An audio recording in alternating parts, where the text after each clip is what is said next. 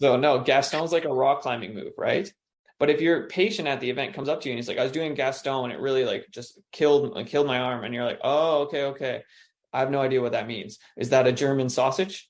Right? Then they're gonna be like, oh, okay, not my person. But at least if you can talk that same language, they're gonna feel more comfortable with it. And then you're adding value to them, right? But I find the things that work really well is use that objective outcome measure to show them that this is actually gonna like give them value. And then when you ask, like the asking part is the most important. By asking though and showing, it's really gonna like increase that like amount of conversion that you get. Because then by asking, it's not like setting up like, oh, maybe they'll do it. It's like, no, I definitely know that you need this. Like, let's book you in.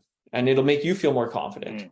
But if you're just like cold calling everybody, it makes it difficult because then people are going to shut you down. And for those clinicians, it can be a little bit harder to get shut down repetitively. Yeah, and Yeah, so, literally. one more thing on there, and this is kind of also related to the workshops a little bit too, but also at the events. When Matt first talked about rock climbing, and as our one of our main partners, I'm not a rock climber at all, and Matt knows this, and everybody knows this.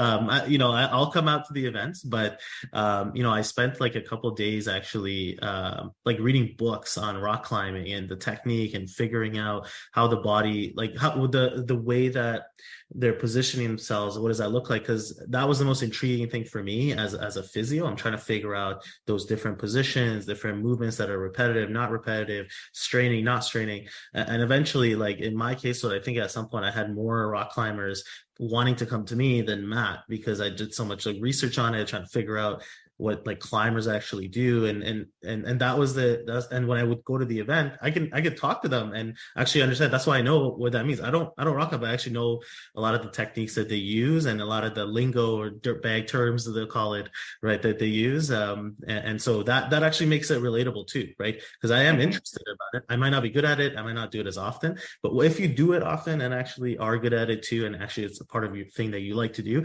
it's going to make it even better. But it doesn't mean just because you don't do it, it's not going to stop you from being able to actually connect with them, but you have to put in a bit of extra effort to figure out what that is, right?